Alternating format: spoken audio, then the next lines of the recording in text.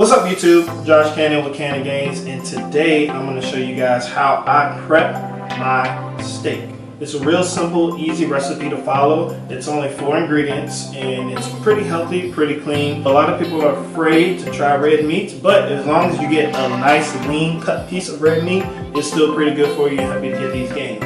So Chef Gainz is about to take it away from me. Here we go. Bonjour, good evening.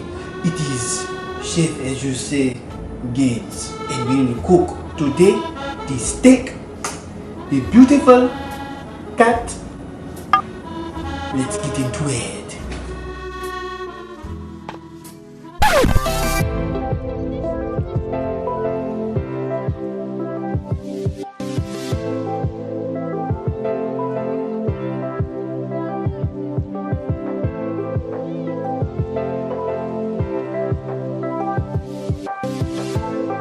Alright, so the ingredients that we have today are Montreal steak seasoning, Cayenne pepper, meat tenderizer, and last but not least, pink Himalayan salt. This pink Himalayan salt is a lot better than table salt or sea salt because sea salt actually, if you look it up, it has a lot of plastic particles in it because the ocean has been highly polluted. So this is supposed to be a cleaner salt. So I've been using it a lot more lately since I found that out. And I like it. It doesn't taste that much different from the regular type of cut of steak that I use were stew cut. So if you go into the grocery store and you're looking for which steak, because steak comes in different cups. You have premium sirloin, steak cut, thin slice. This one's actually going to be called stew cut. So it already comes in chunks and it's real easy just to throw in a bag or a bowl when you're trying to marinate. The sauces that I'm going to be using in my marinade are soy sauce with reduced sodium, stir-fry sauce. It gives it a nice sweet flavor to the meat. And last but not least, to lock in all my flavors, I use extra virgin olive oil. Alright, so whenever I'm preparing my steak, I like to always marinate it for at least 30 minutes to an hour, and it really helps the flavors to lock in.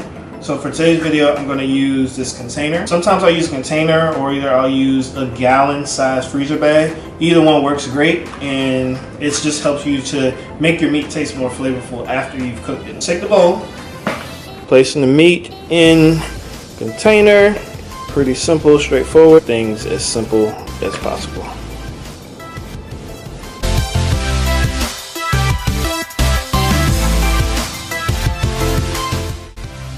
Alright, then after you put all your meat in the bowl or bag, whichever one you want to do, just start adding in the seasonings.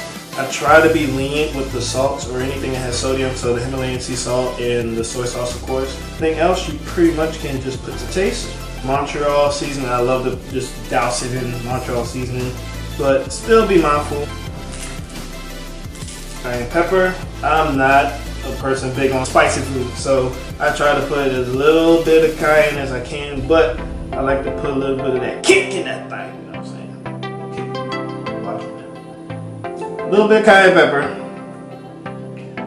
And last but not least, my meat tenderizer. So the meat tenderizer, while it's marinating, it really makes the meat tender when you put it in the pan. Like, I promise it keeps it from being tough. So even if you like your meat well done, medium well, it doesn't matter. It really helps lock in the flavor and make it juicy and tender. So like I said, be moderate with that. And we're gonna add in our sauces. Soy sauce, just dab that in there. Our stir-fry sauce, I don't need a lot of that, but we're gonna put some more of that in the pan later once we get to it. Last but not least, I like to, after I put in a few of the sauces, just add a sprinkle of all my seasonings back over top of it one more time, just to make it stick to the meat. Then I add in my olive oil. Just a little bit. Mix everything up in that thing. Just enough to make sure everything's even all over it.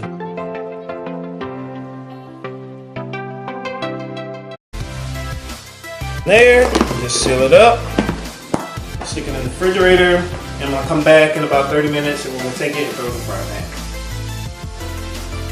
Alright, so my meat's been marinated for about 30 minutes now, and we're gonna take it out and go ahead and jump right into the thing. Look at that. Beautiful. So I like to add in a few peppers into my steak. This is totally optional, but it just gives it a little extra flavor on top of actually seasoning the meat. So yellow onion, green pepper, and a yellow pepper. So I'm going to mince that up and we're going to add it into the pan when we're ready to cook. I'm a ninja when it comes to the blade. I'm just playing.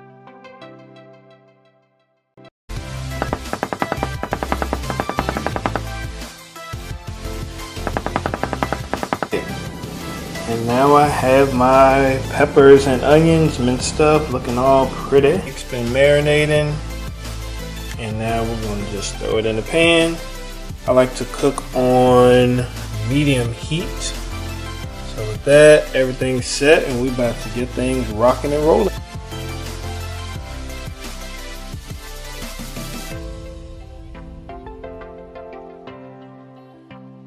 Just gonna spread that out a little bit.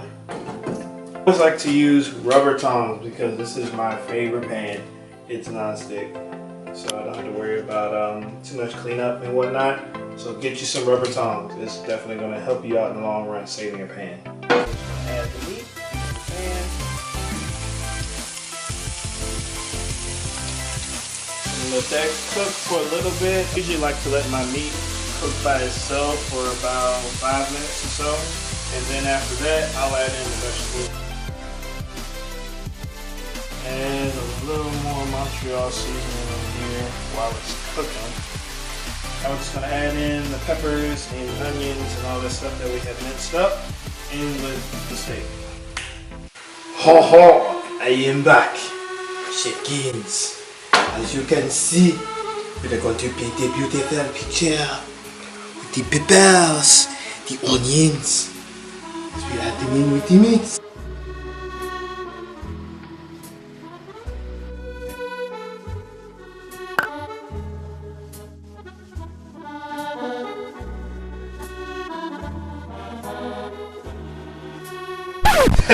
Alright, my bad. I was just playing.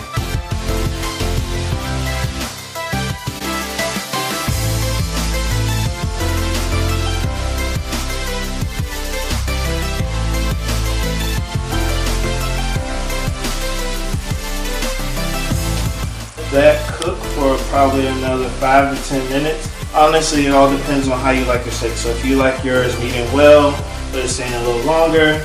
Some people like it rare. I personally can't eat a rare steak, but you just want to cook it to taste. I usually like to cut into it, and it shows me if it's cooked all the way through on the inside.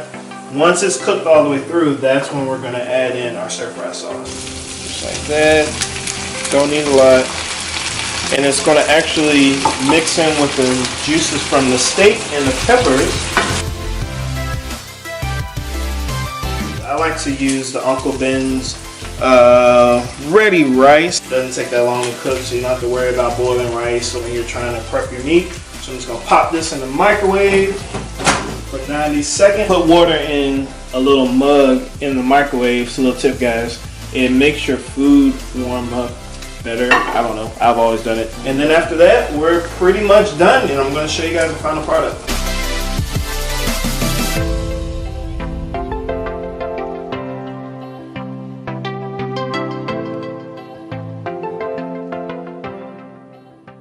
So the only thing left to do is to taste it and tell you what I think.